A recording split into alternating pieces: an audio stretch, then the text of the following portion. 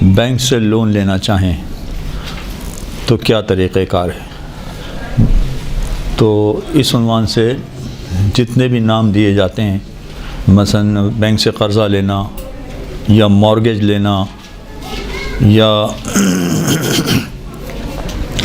گاڑی لیز پر کروانا، جو بہت رائج بھی ہے کہ گاڑی لیز پر لی ہے، اگر اس طرح کے سارے معاملات کے جس میں ہمیں بینک سے کچھ قرضہ لینا ہے، کچھ پیسے لینے ہیں بینک سے، اب یہ جتنا بینک سے قرضہ وغیرہ لینا ہے، اس میں بھی ہم بینکوں کو 3 حصوں میں تقسیم کریں گے، اور وہی بنیادی 3 حصے ہیں اسلامی بینک کو چھوڑ کر۔ اسلامی بینکوں سے قرضہ لینا صحیح ہو جائے گا بشرطے کہ وہ اسلامی طریقے کے مطابق چل رہے ہوں، کام کر رہے ہوں، فقط اسلام کا نام استعمال نہ کر رہے ہوں۔ چونکہ اسلامی بینکنگ میں بھی یہ ہے کہ ہمارے جیسے ملکوں میں لوگ یہ چاہتے ہیں کہ سود سے بچیں، لہٰذا اسلامی بینکنگ میں زیادہ وہ توجہ دیتے ہیں، چاہے اس کا منافع کم ملے یا چاہے قرضہ لیتے وقت تھوڑا سا زیادہ پیسہ دینا پڑے، تب بھی وہ اسلامی بینکاری کو ترجیح دیتے ہیں۔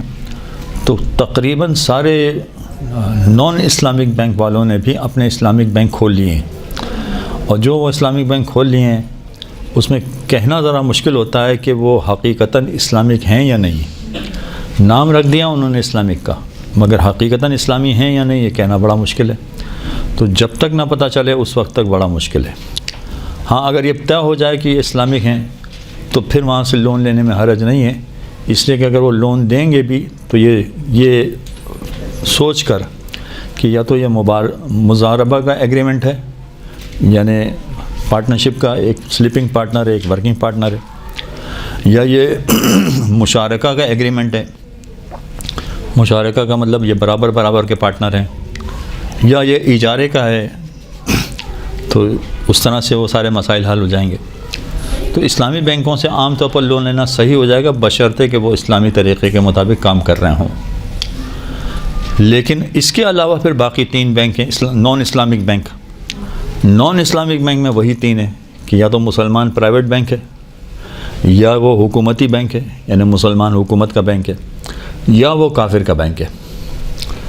اچھا، اس میں زیادہ آسان مسئلہ وہ ہے کہ جہاں ہم یہ کہہ دیں کہ مسلمان پرائیویٹ بینک سے اگر لون لینا ہو تو مسلمان پرائیویٹ بینک سے لون لینا جائز نہیں ہے، وہاں سے بالکل منع ہے، اس لیے کہ جو ہم نے سود کی تعریف کی تھی اس سود کی تعریف پر وہ پورا اترتے ہیں، یعنی ہم جو منافع لے رہے ہیں اس منافع میں تو ہم سود کی تعریف پر پورا نہیں اتر رہے ہیں، اس لیے کہ ہم نے کوئی کنڈیشن نہیں لگائی ہے، ہم نے کوئی شرط نہیں لگائی ہے، بینک اپنے پروسیجر کے مطابق منافع دے رہا ہے تو ہم لے رہے ہیں۔ لیکن جب آپ بینک سے پیسہ لینے جاتے ہیں تو بینک یہ کہتا ہے کہ آپ کو قرضہ تو ہم دیں گے مگر 20% سود پر قرضہ دیں گے، یعنی آپ کو 20% دینا پڑے گا، 15% دینا پڑے گا، جو بھی ہے۔ اگر وہ کہیں 2% دینا پڑے گا تب بھی وہ شرط تو لگا رہے ہیں کہ کچھ نہ کچھ آپ کو دینا پڑے گا۔ تو اگر وہ شرط لگا رہے ہیں پیسہ دیتے وقت، اگر قرضہ دیتے وقت کوئی شرط لگا دے تو ایسی صورت میں تو پھر وہ سود بن جائے گا، اس کی تو اجازت نہیں مل سکتی۔ اور مسلمان سے قرضہ لے رہا ہے اور مسلمان سے سود کی ڈیمانڈ کر رہا ہے تو یہ تو نہیں ہوگا۔ ہاں، اگر بیچ میں کہیں کافر آ جائے تو مسئلہ بدل جائے گا اس کا، لیکن دونوں مسلمان ہیں، وہ بھی مسلمان، لینے والا بھی مسلمان، تو مسلمان سے سود کی ڈیمانڈ کر رہا ہے وہ تو غلط ہو جائے گا، شرط لگا دی اس لیے یہ سود ہو جائے گا۔ تو یاد رکھیے کہ یہ جو عام طور پر لوگوں کی جانب سے اعتراض کیا جاتا ہے، وہ اعتراض زیادہ تر ان لوگوں کی جانب سے کیا جاتا ہے جو دین کے مسائل جانتے نہیں ہیں، اور نہ صرف یہ کہ نہیں جانتے، وہ جاننا بھی نہیں چاہتے ہیں۔ بہت بڑی اکثریت ہے وہ جاننا بھی نہیں چاہتے ہیں۔ اگر ان کے سامنے یہ بیان کیا جائے کہ بینک سے جو پیسے مل رہے ہیں وہ تو لینا جائز ہے، لیکن بینک سے جو قرضہ لے رہے ہیں اس پر پیسے دینا جائز نہیں، کہتے ہیں یہ عجیب بات کر رہے ہیں آپ۔ وہ یہ کہیں گے بھائی لینا جائز ہے، دینا جائز نہیں، بھائی لیں گے تو وہ بھی سود ہے، جو دیں گے وہ بھی سود ہے، وہ اس طرح سے اس کو ایکسپلین کریں گے، مگر حقیقت یہ نہیں ہے۔ شرعی نقطہ نگاہ سے چونکہ وہ کنڈیشن لگا رہے ہیں لہذا ہمارے لیے سود لینا صحیح نہیں ہوگا۔ اچھا، اب آ جائیے باقی 2 بینک بچے۔ باقی جو 2 بینک ہیں اس میں پہلے مسلمان حکومتی بینک کا مسئلہ ڈسکس کرتے ہیں کہ اگر گورنمنٹ بینک سے لون لیا جا رہا ہے، پاکستان جیسے کنٹری میں، مسلمان جیسے کنٹری میں اگر گورنمنٹ بینک سے لون لیا جا رہا ہے، یا پاکستان چھوڑیے دبئی ہے، سعودی عرب ہے، وہاں جو رہنے والے افراد ہیں، اگر مسلمان حکومتی بینک سے پیسہ لیا جا رہا ہے، قرضہ لیا جا رہا ہے، تو وہ جائز ہو جائے گا یا نہیں ہے؟ تو اس میں بات وہی ہوگی کہ قرضہ لینا جائز ہے، حکومتی بینک سے قرضہ لینا جائز ہے، مگر پھر ہمیں اپنی نیت بدلنا پڑے گی۔ اس میں وہ نیت کیا بدلنا پڑے گی؟ جو میں پہلے بیان کر چکا تھا، مجہول المال۔ مجہول المال کی نیت سے ہم 2 طرح سے ان سے پیسہ لے سکتے ہیں۔ 2 طرح سے ان سے پیسہ لے سکتے ہیں کا مطلب کیا ہے؟ پہلے تو یہ مجہول المال سے کی نیت کا مطلب کیا ہوگا، اس کی وضاحت ہو جائے۔ دیکھیں، ہم بینک سے، مثلا نیشنل بینک ہے پاکستان میں نیشنل بینک سے اگر کوئی قرضہ لینا جا رہا ہے، یا نیشنل بینک نہیں، بینک ہی ضروری نہیں ہے، حکومت کے جتنے بھی ادارے ہیں، مثلا ہاؤس بلڈنگ فائنینس کارپوریشن جس کا کام ہی ہے مکان بنانے کے لیے قرضہ دینا، یا بیچ میں نکلا تھا وزیر اعظم کیا وہ مکان بنانے کا ایک پروجیکٹ نکلا تھا، مکان کے لیے قرضہ دے رہے تھے، وہ وزیر اعظم ہاؤس لون اسکیم ایسا کوئی نام تھا اس کا۔ تو جو حکومت کی جانب سے قرضہ مل رہا تھا، وہ قرضہ لینا جائز ہو جائے گا مجہول المال کی نیت سے۔ مجہول المال کا مطلب کیا ہوگا کہ ہم نے بینک میں اپلائی کیا لون کے لیے، ان کے کاغذات سارے بھر دیے، فارم بھر دیے، سارے ڈاکیومنٹ سبمٹ کر دیے، سارے کارروائی ہماری پوری ہو گئی، ہمارا لون سینکشن ہو گیا، لون پاس ہو گیا ہمارا۔ اب لون پاس ہو گیا تو ہم لون لینے کے لیے گئے۔ اچھا، لون لینے کے لیے جب گئے تو بظاہر ایسا لگ رہا ہے کہ ہم نے ساری کارروائی بینک کی پوری کی ہے، اور ساری کارروائی پوری کرنے کے بعد بینک ہمیں لون دے رہا ہے، مگر حقیقت کیا ہے کہ بینک ہمیں لون نہیں دے رہا ہے۔ جو پہلے بات آئی تھی، مرجع ہمیں لون دے رہا ہے۔ مجہول المال کا مطلب کیا ہے کہ مرجع ہمیں لون دے رہا ہے۔ تو ہمیں یہ نیت کرنی ہے کہ یہ بینک لون نہیں دے رہا ہمیں تو مرجع لون دے رہا ہے، اس لیے کہ یہ مجہول المال ہے، اور مجہول المال میں سارا اختیار مرجع کا ہوتا ہے، تو یہ لون ہمیں مرجع دے رہا ہے۔ اب مرجع کی جانب سے لون لینے کے لیے ہمارے پاس 2 آپشن ہیں، یعنی مرجع نے 2 آپشن دیے ہمیں۔ وہ 2 آپشن کیا ہیں؟ مرجع کہہ رہے ہیں کہ ایک آپشن تو یہ ہے آپ کے پاس کہ جو بینک لون دے رہا ہے آپ لے لیں، اور اس کے آپ مالک بن جائیں۔ یہ مرجع ہم سے کہہ رہا ہے کہ جو بینک نے آپ کو لون دیا ہے اس کے آپ مالک بن جائیں۔ یہ مالک بن جائیں کا مطلب کیا ہے؟ دوسرا آپشن کیا ہے؟ دوسرا آپشن یہ ہے کہ آپ لون لے لیں اور قرضہ، اس کو قرضہ سمجھیں۔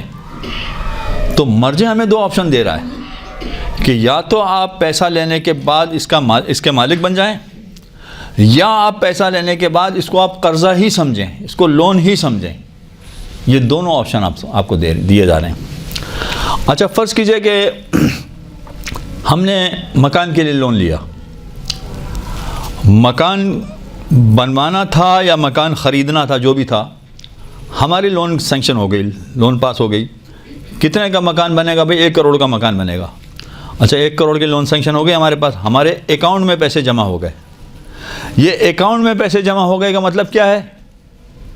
وہی ہے جو پہلے بیان ہو چکا کہ ہم مالک نہیں بنے اس کے، جو پہلے بیان ہو چکا تھا اس کے مطابق بینک نے ہمارے اکاؤنٹ میں پیسے ڈال دیے، مگر اکاؤنٹ میں پیسے ڈالنے کے باوجود ہم اس کے مالک نہیں بنے۔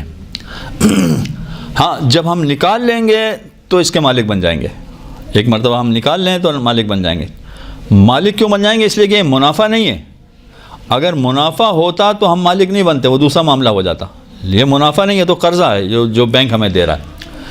اب یہ نکالنے کے بعد اگر ہم نے فرض کیجئے کہ مکان کے لیے پیمنٹ کرنی تھی اور قسطوں میں پیمنٹ کرنی تھی، بھائی ایک مہینے میں مثلا 10 لاکھ دینے تھے، پھر دوسرے مہینے میں 10 لاکھ دینے تھے، 10 لاکھ دینے تھے، درمیان میں ہماری خمس کی تاریخ آ گئی، تو اگر ہم نے مالک بننے کی نیت سے پیسے لیے ہیں تو ہم مالک ہیں اس کے، پھر تو یہ پیسہ ہمارا ہے۔ تو وہ مکان کی قسط تو بعد میں دینا پڑے گی، پہلے جو پیسہ آپ کے اکاؤنٹ میں پڑا ہوا ہے یا آپ کے ہاتھ میں پڑا ہوا ہے، اکاؤنٹ میں نہیں، آپ کے ہاتھ میں پڑا ہوا ہے، اس پیسے پر خمس نکالنا پڑ جائے گا۔ مولانا صاحب اگر خمس دے دیں گے تو پھر مکان کیسے بنے گا؟ سوال تو پھر یہ ہوگا نا کہ اگر خمس دے دیں گے تو مکان کیسے بنے گا؟ بھئی مکان بنے یا نہ بنے، آپ کو مرجے نے پورے 1 کروڑ کا مالک بنا دیا ہے، تو 1 کروڑ میں سے اب جتنا بچ گیا اس میں سے خمس تو نکالنا پڑے گا نا۔ وہ مرجے بھی آپ کی وجہ سے اپنا فتویٰ تو تبدیل نہیں کرے گا، کر بھی نہیں سکتا وہ، لہٰذا اگر یہ پیسہ بچ جائے گا تو چونکہ آپ مالک ہیں لہٰذا اس کا خمس نکالنا پڑے گا۔ لیکن اگر ہم نے قرضے کی نیت سے لیا ہے، فرض کریں، تو قرضے کی نیت سے لینے میں ہمیں اس میں بھی نیت کرنا تھی کہ یہ مجہول المال تھا، اور مجہول المال میں مرجے کی اجازت سے میں اس پیسے کا مالک بن رہا ہوں، مرجے کی اجازت سے میں مالک بن رہا ہوں۔ لیکن اگر ہم قرضے کی نیت کرتے ہیں تو قرضے پر خمس نہیں ہوتا ہے، تو ہم کہیں کہ چلے یہی زیادہ آسان ہے مثلا کہ قرضہ ہم لے لیتے ہیں کہ اگر پڑا بھی رہا تو خمس تو نہیں دینا پڑے گا اس کو۔ اچھا، یہ نیت کیوں کریں؟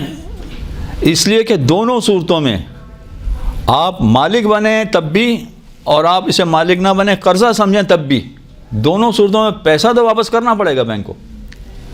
اچھا، اگر آپ یہ کہیں کہ بھئی مالک بن گئے تو پیسہ کیوں واپس کرنا پڑے گا؟ اگر فرض کریں کہ کوئی یہ کہے کہ آپ کہہ رہے ہیں کہ مالک بن گئے، اگر مالک بن گئے تو پھر پیسہ کیوں واپس کرنا پڑے گا؟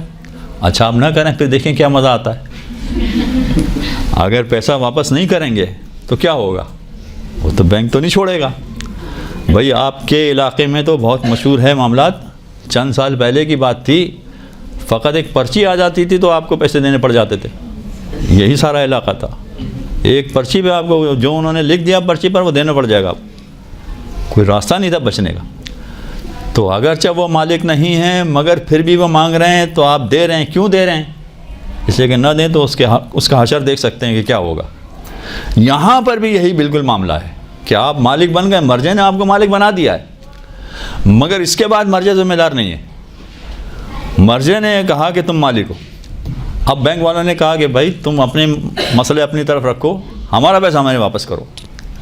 آپ کہیں کہ میں تو مالک بن گیا تھا، اچھا تو پھر تمہیں سیر کراتے ہیں پھر ایک جگہ کی، وہ پھر سیر کرائیں گے، تو یہ تو کوئی برداشت نہیں کرے گا۔ تو یہ جو پیسہ دیا جائے گا یہ گویا آپ اپنے آپ کو بچانے کی خاطر پیمنٹ کر رہے ہیں، آپ اپنے آپ کو کسی طرح سے محفوظ کرنے، اپنے خاندان کو محفوظ کرنے کے لیے پیمنٹ کر رہے ہیں، اس لیے پیمنٹ کرنا پڑے۔ تو آپ چاہے مالک بن جائیں تب بھی آپ کو پیمنٹ کرنا ہے، اور قرضہ لیں تب بھی آپ کو پیمنٹ کرنا ہے، دونوں صورتوں میں آپ کو پیمنٹ کرنا ہے۔ تو آپ کہیں کہ مالک بنیں گے تو پھر خمس دینا پڑ جائے گا، تو چلو پھر مالک چھوڑیں قرضہ ہی لے لیتے ہیں ہم۔ تو ٹھیک ہے، آپ کی مرضی، اجازت دی ہے مرجے نے، آپ مالک نہ بنیں قرضہ لے لیں۔ اگر قرضہ آپ لے لیتے ہیں تو اس کے لیے 2 طرح کی نیت کرنا پڑے گی، 2 میں سے ایک۔ ذرا سا اس وقت میں ایک عجیب سی بات آپ کے سامنے بیان کر رہا ہوں، وہ عجیب آپ کو اس لیے لگے گی کہ چونکہ معاشرے میں چیزیں رائج نہیں ہوتی، مگر شریعت میں جو چیزیں وہ اس کا خیال رکھنا بہت ضروری ہے۔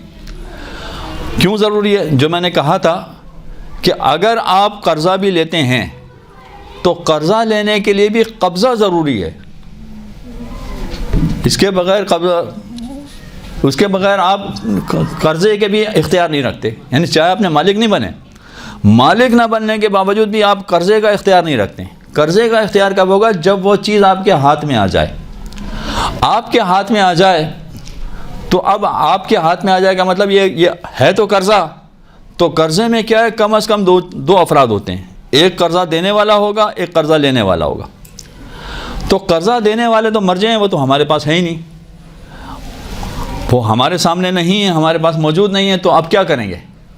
تو پھر انہوں نے کہا کہ آپ میرے نمائندے بنتے ہوئے اپنے آپ کو آپ قرضہ دیں۔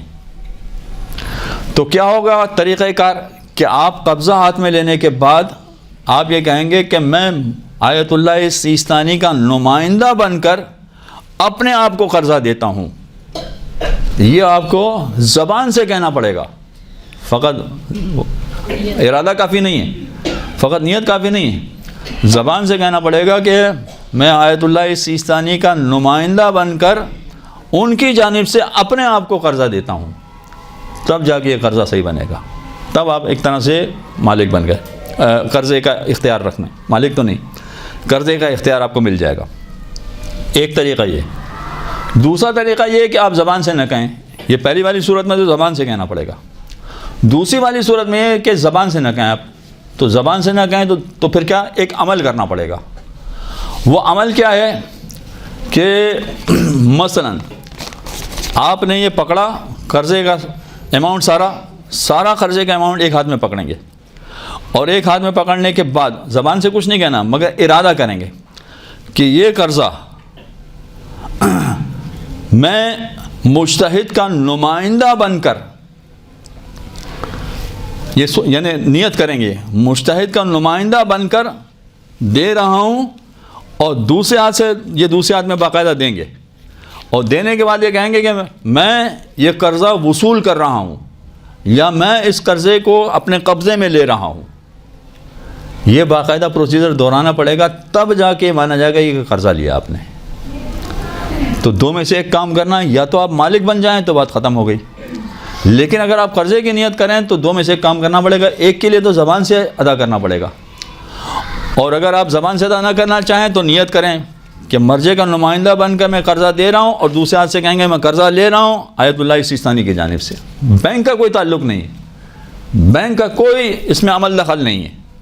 آیت اللہ سیستانی سے میں نے قرضہ لیا ہے، اور یہ قرضہ اگر مجھے واپس کرنا پڑے گا تو میں ان کو واپس کروں گا.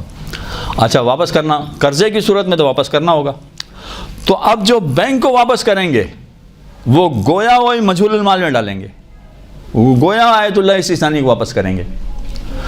تو یہ اگر رقم واپس بھی کر رہے ہیں تو ایسی صورت میں یہ مجہول المال میں جا رہا ہے دوبارہ.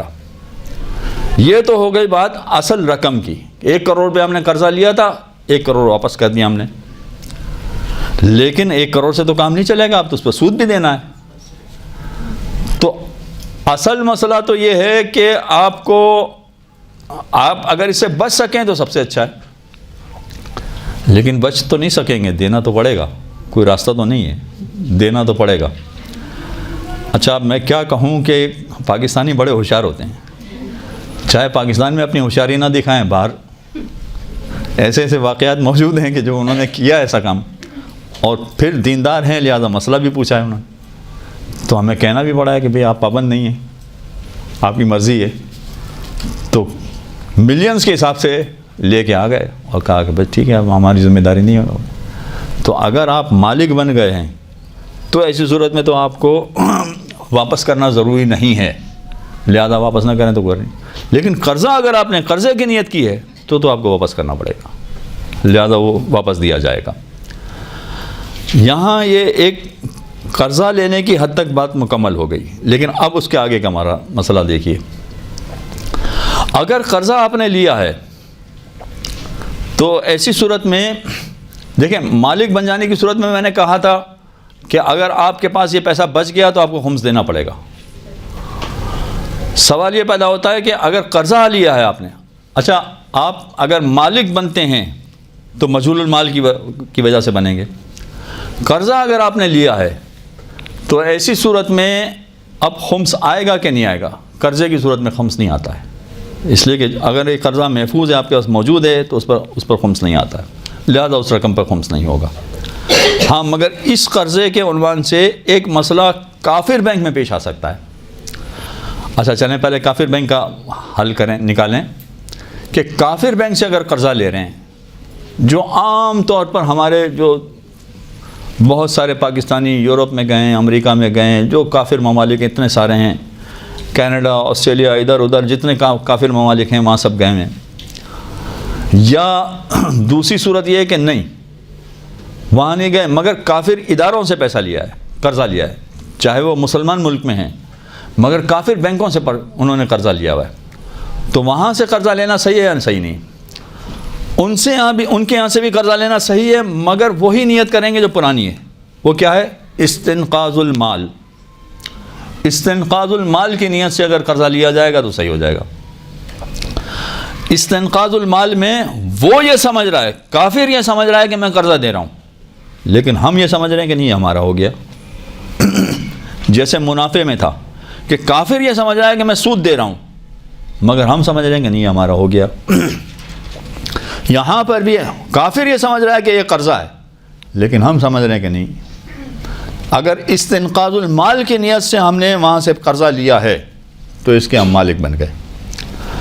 اگر مالک بن گئے ہم اس کے، تو ایسی صورت میں پھر وہی مسئلہ آ جائے گا خمس کا، کہ اگر یہ پیسہ استعمال نہیں ہوا، ہماری خمس کی تاریخ تک یہ پیسہ استعمال نہیں ہوا، تو ایسی صورت میں جتنا استعمال نہیں ہوا اس سب پر خمس آ جائے گا.